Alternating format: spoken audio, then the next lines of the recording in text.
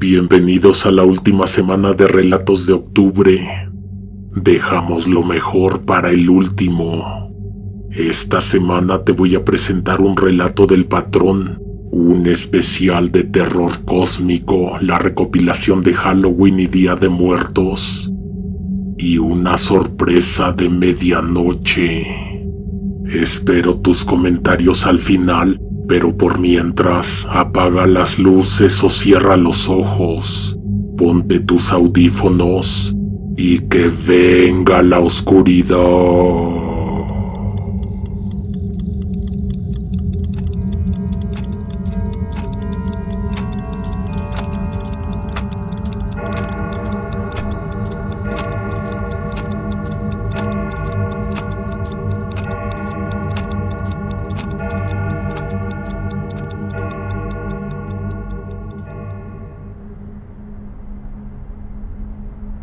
Ni siquiera me acuerdo haber vivido en Michoacán.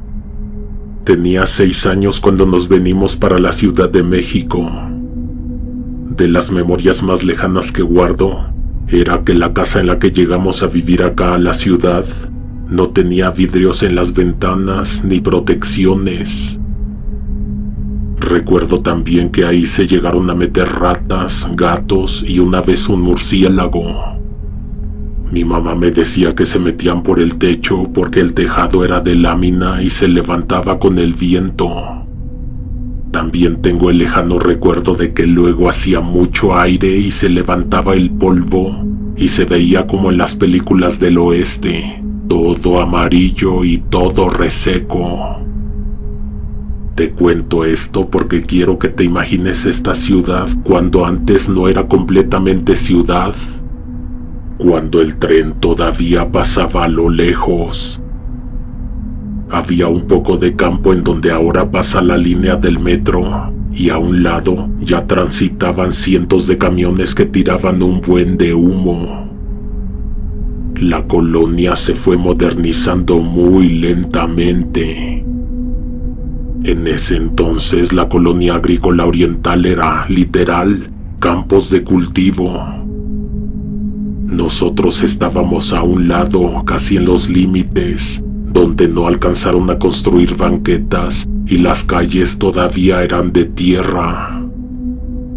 La gente procuraba no salir de noche o no llegar tarde, porque entonces era necesario caminar por entre las milpas, ya que el transporte no llegaba hasta donde vivíamos nosotros. Ni siquiera los taxis se querían meter. Una vez, mi mamá venía regresando de una reunión que tuvo en la iglesia y pues era muy tarde, estaba muy oscuro. No iba viendo dónde ponía el pie, y entonces pisó un muerto y se espantó muchísimo. Dijo que no gritó porque el miedo la dejó muda, pero que sintió el cuerpo frío y el olor se le quedó varios días en la nariz. Cuando crecí me empezó a gustar la fiesta y la parranda. Entonces yo era de esos que llegaban tarde a la casa y pues ni modo, había que esquivar zonas solitarias al regresar. Aquella vez venía de una fiesta en Tlatelolco, eran como las 3 de la mañana. Me regresé de aventón en un camión que iba para la central de abastos y ya de ahí me vine caminando hasta la colonia.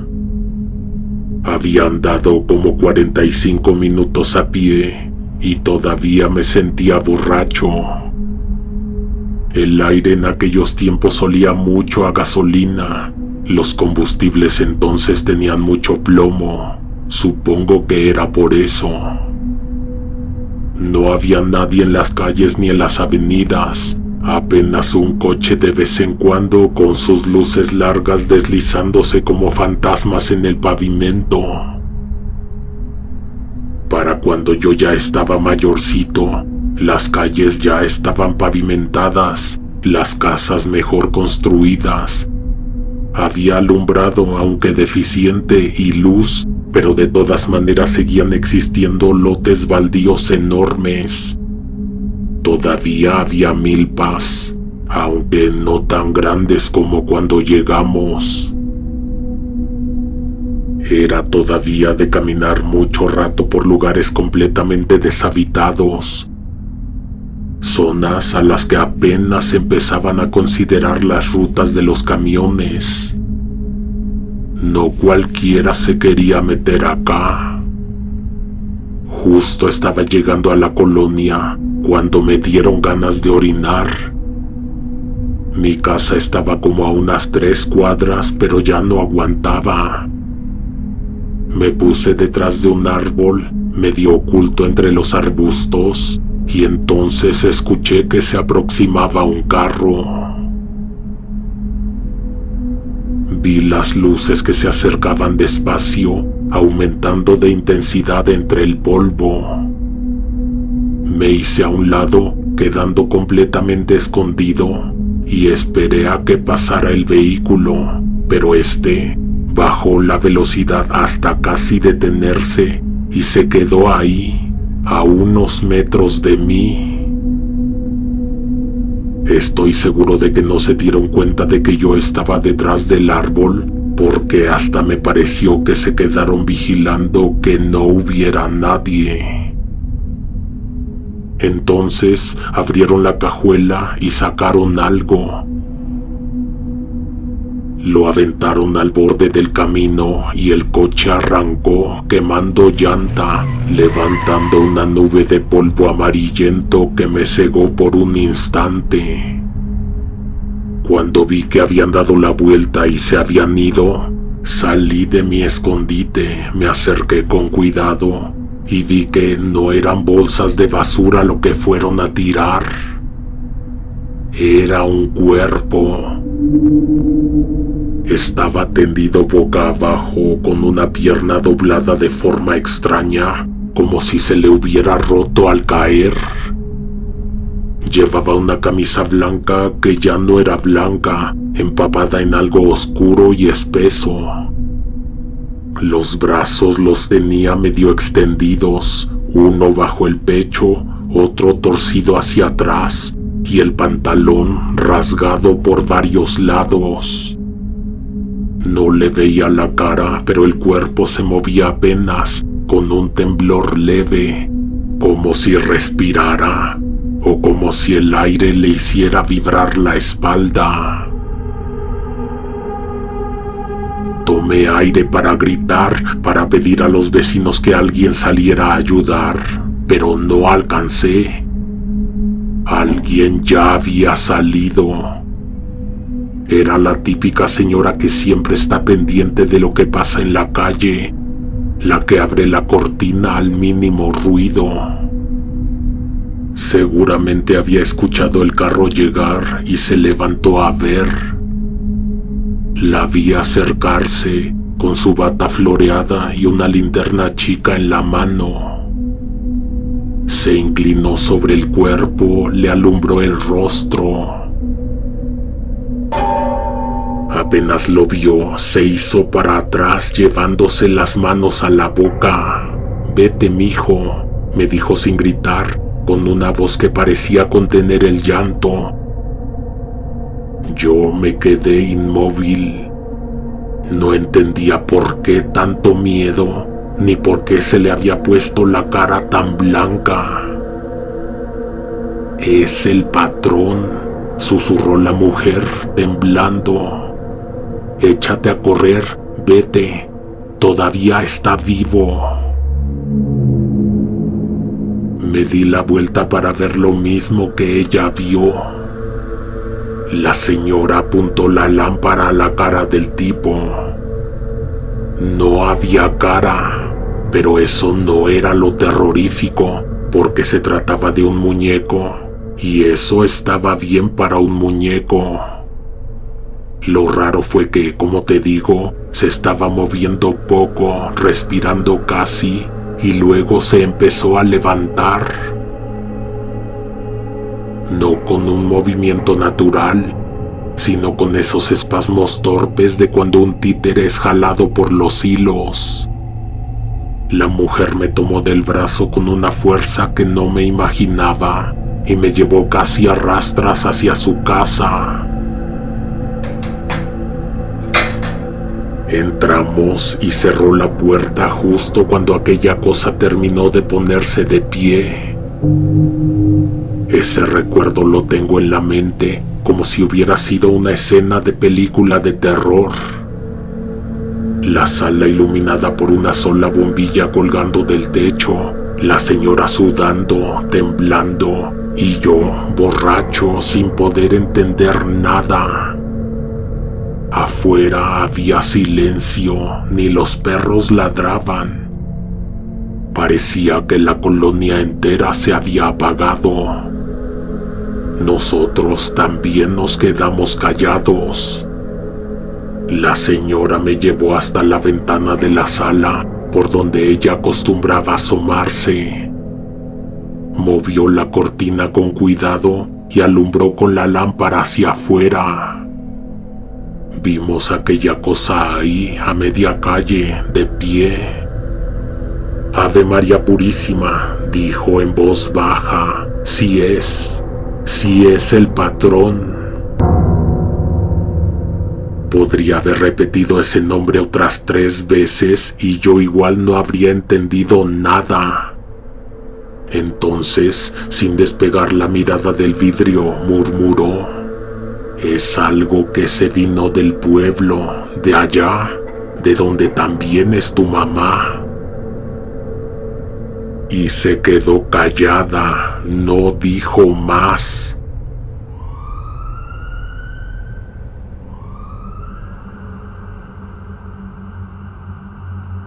No sentí ni escuché cuando me llegaron por detrás, solo sentí algo frío en la oreja, un roce helado y reaccioné dando un giro rápido.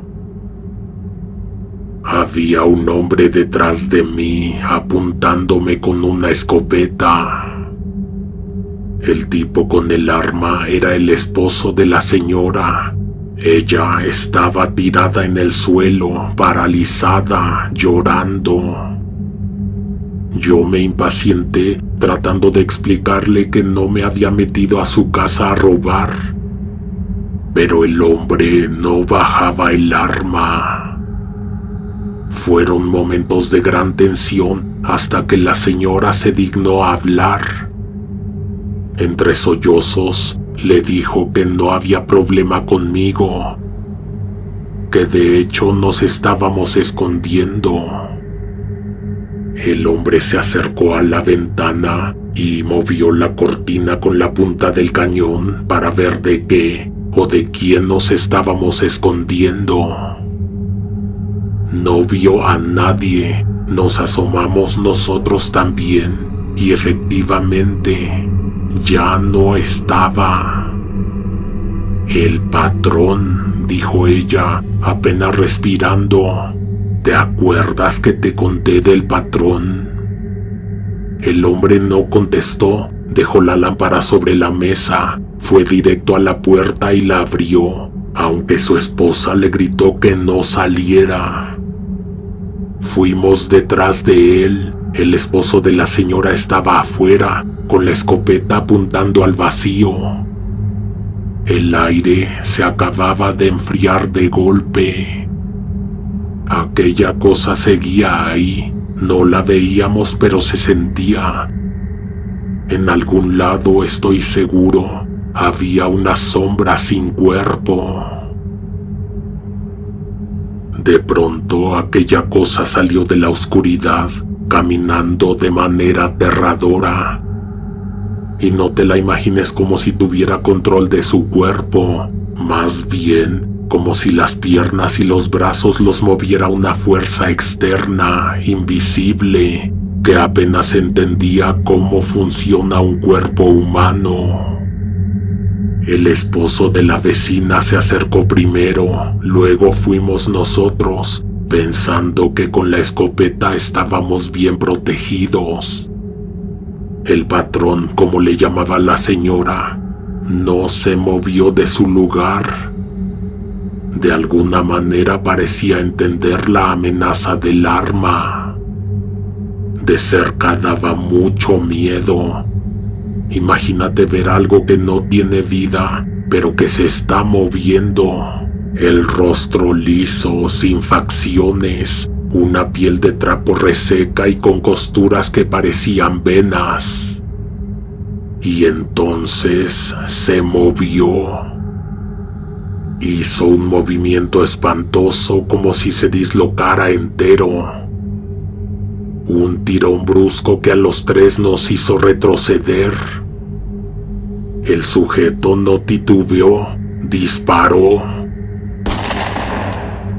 El muñeco se fue hacia atrás y una lluvia rojiza lo salpicó. No sabíamos de dónde había salido aquella sangre, si del muñeco o del aire. Tardamos unos momentos en entender lo que acababa de pasar. La escena, además de escalofriante, era absurda. Nuestros cerebros no alcanzaban a procesarla. A mí hasta se me bajó la borrachera.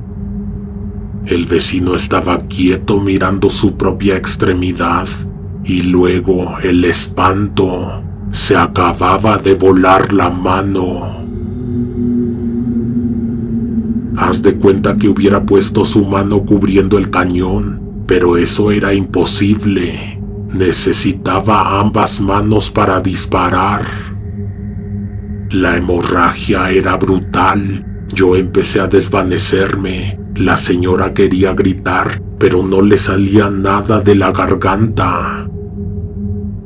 El muñeco seguía tirado, lleno de materia y con esquirlas incrustadas, pero ileso. Nada de eso parecía afectarlo, porque te recuerdo, no era un ser vivo. Desde las ventanas se asomaban algunos vecinos, pero nadie salía, nadie. El hombre estaba pálido, inmóvil, con la mirada perdida. La escopeta quedó tirada en el suelo. Yo le hice un torniquete con mi cinturón. La sangre bajó un poco, pero seguía brotando. La señora me pidió que los llevara al hospital, ya que ella no sabía manejar. El tipo se subió atrás. Ella fue por las llaves. Mientras tanto, vi por el retrovisor que el muñeco se levantaba, sin prisa, sin mirarnos y sin tratar de ir tras de nosotros. Por el contrario, se fue caminando entre las sombras, tambaleante, hasta desaparecer. Conduje hasta el Hospital General de Zaragoza. No quedaba lejos, pero con los nervios se me apagaba el carro o tomaba calles equivocadas. Todo me daba vueltas, el olor a pólvora, la sangre en mis manos, la figura sin rostro alejándose. Llegando a urgencias, inmediatamente lo admitieron. A la señora le pidieron datos, pero no la dejaron pasar. Yo me quedé afuera, temblando. En el vidrio de la entrada, por un instante, juro que vi reflejada una figura parada detrás de mí. No tenía rostro, pero parecía mirarme. Cuando la señora se tranquilizó un poco, me preguntó si sabía o no sabía quién era el patrón. Era obvio que no, pero igual esperó mi respuesta. Me dijo que era algo del pueblo de donde venía ella y también de donde venía mi mamá. Que allá de vez en cuando les llevaban al patrón y que era ese preciso muñeco.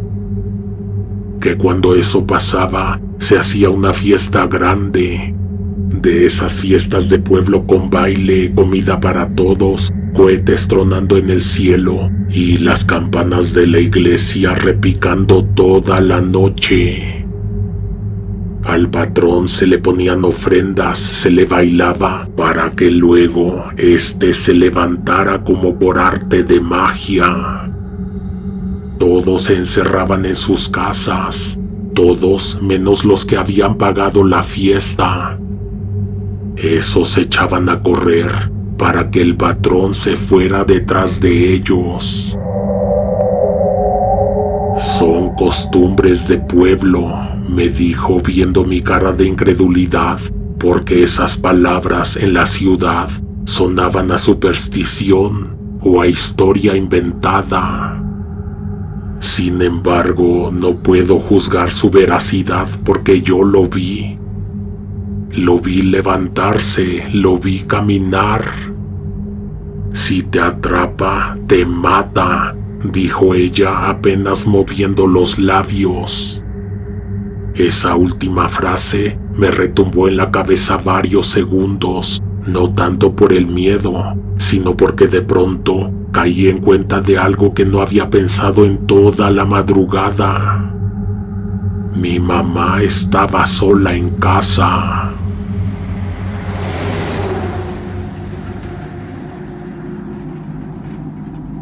La vecina me dijo que no fuera, que esperara a que amaneciera, por mi propio bien. Pero entonces, ¿quién vería por mi mamá? Volvió a gritar que me regresara, pero yo ya iba a media cuadra con el corazón en la garganta, corriendo por las calles desiertas.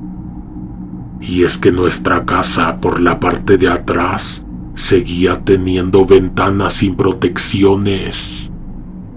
Corría por tramos, caminaba un poco para recuperar el aire y volvía a correr. El viento helado me cortaba la cara y a lo lejos, entre los baldíos, me pareció escuchar las campanas de una iglesia. Pero en esa colonia no había iglesia. El camino hacia mi casa pasaba por un terreno grande, casi como un baldío lleno de árboles flacos y un maizal seco que todavía no habían limpiado.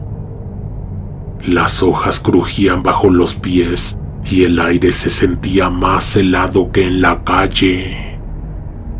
Caminaba rápido con el miedo de que algo fuera a pasar en casa, tan alterado que no había pensado que algo o alguien podría salirme por ahí. De pronto, escuché ruidos entre las milpas. Pasos, ramas que se quebraban, respiraciones. Me quedé quieto tratando de escuchar bien, pero el silencio regresó, como si el campo estuviera haciendo exactamente lo mismo que yo.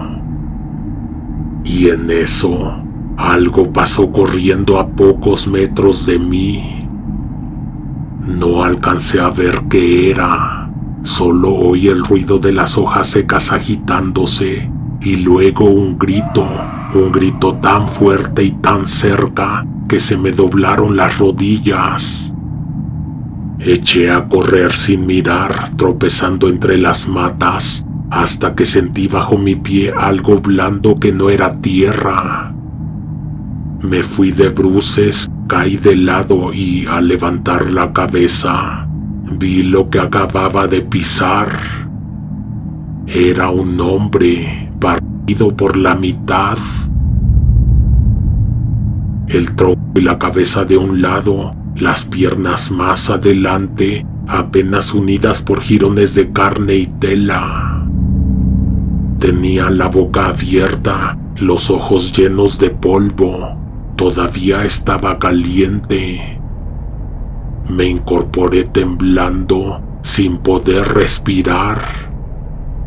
Todo se me nublaba, la vista y la mente.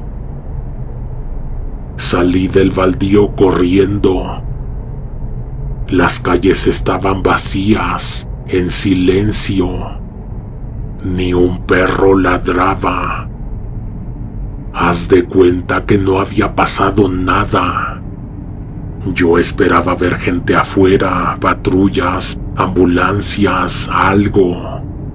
Pero la colonia seguía como si el mundo estuviera dormido. Seguí caminando hasta mi casa, despacio, con cuidado, mirando a todos lados.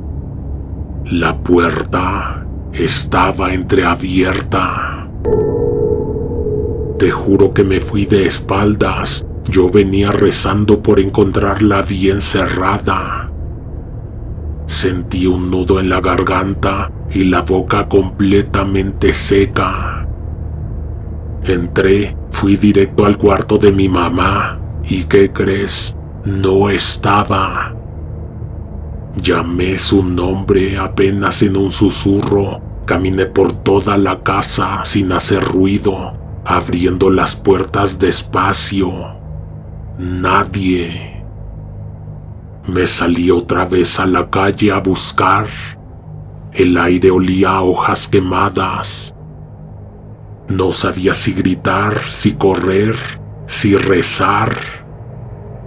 Estaba viviendo una pesadilla y apenas estaba empezando a entender que al amanecer la colonia iba a despertar a una nueva realidad.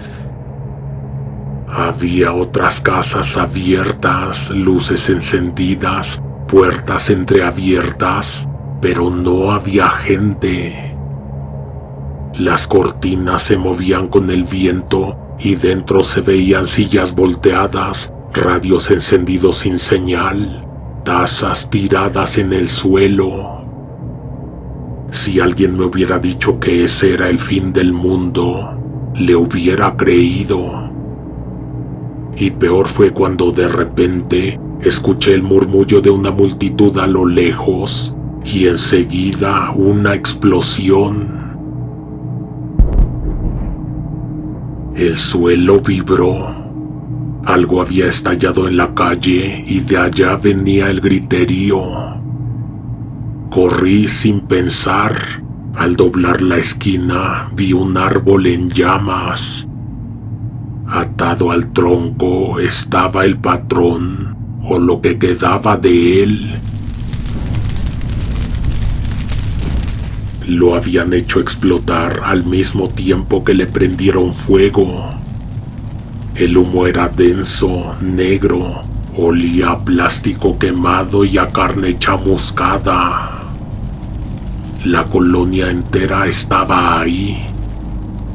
La mayoría en calzoncillos, otros en pijama, en camisetas viejas, en lo que fuera que se alcanzaron a poner para salir. Algunos traían en brazos a sus mascotas, otros lloraban sin saber por qué. Nadie hablaba claro, todos gritaban cosas diferentes. Yo seguía buscando desesperado a mi madre. Aunque aquella cosa ardía, no podía dejar de pensar que algo malo le podría haber pasado. El que se voló la mano, el hombre que encontré partido en dos, eran imágenes que tenía pegadas en la cabeza, como quemadas por dentro.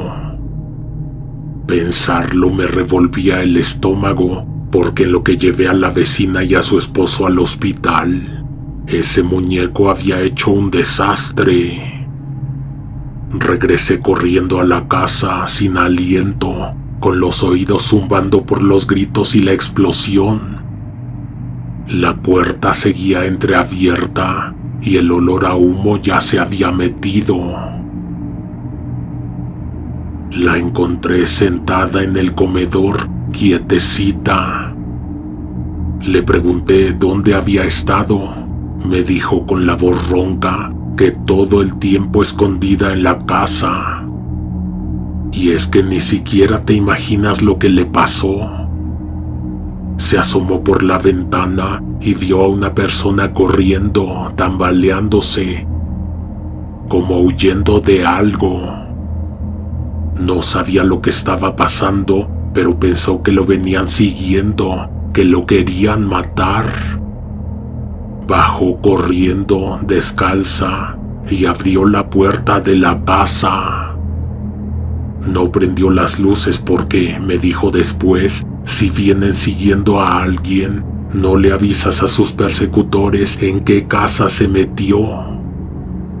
El patrón estuvo ahí dentro, escondido en la penumbra detrás de la puerta, a unos 5 pasos de mi mamá. Afuera no se escuchaba nada. El peligro parecía haberse ido. Mi madre, sin sospechar nada, le dijo al muñeco que ya podía salir, que se quedara tranquilo, que ahí no lo iban a encontrar. El tipo no se movía para nada. Ella todavía no había visto de quién se trataba, pero pensó que si yo fuera el que necesitara ayuda, desearía que alguien me tendiera la mano, como lo estaba haciendo ella con aquel desconocido. Prendió la luz y lo vio. Vio al patrón, lo reconoció al instante. ¿Quién iba a pensar que un muñeco moviéndose por orden divina sería algo normal? Dijo que el miedo le subió como un frío desde los pies hasta el cuello. Subió las escaleras sin mirar atrás, segura de que aquello la iba a seguir, pero no la siguió. Se quedó en la azotea todo el tiempo, bien encerrada, escuchando los gritos de la gente en la calle.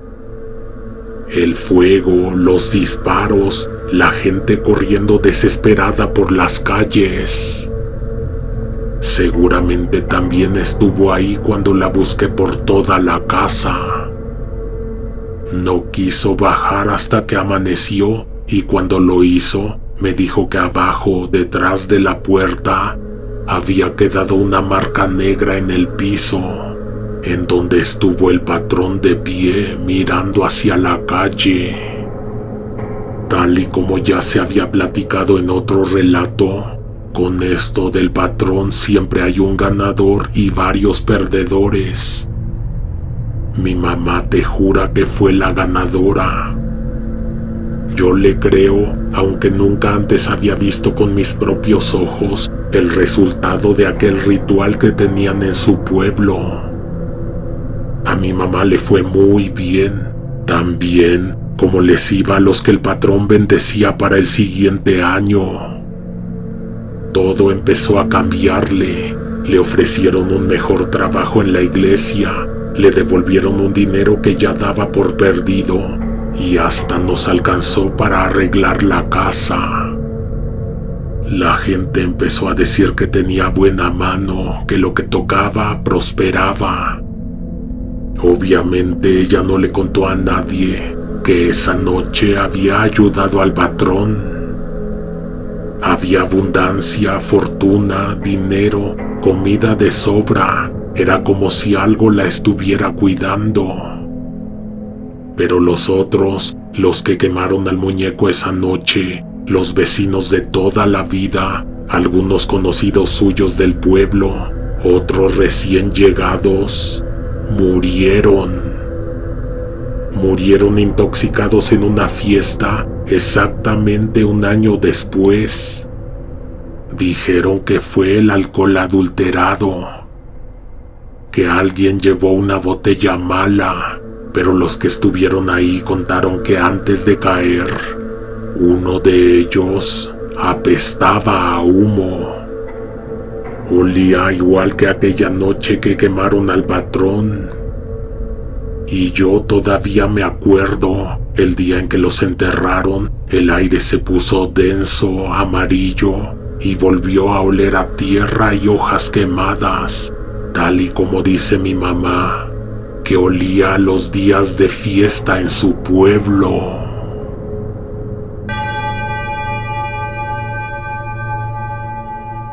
Esta historia se transmite tal y como fue compartida por nosotros. Claro que le ponemos nuestro toque, pero dejamos las propias reflexiones de las personas que lo vivieron, incluyendo la manera en que fueron relatados los hechos. Sin embargo, te pido que me digas qué imaginas que pasó al final, ya que si has escuchado los anteriores relatos del patrón, sabrás que ayudar al muñeco no sirve de nada. De hecho, Si lo dejas entrar a tu casa, te destroza. Mi apreciación personal es que cuando lo dejaron pasar, ya estaba cansado. ¿O tú qué piensas?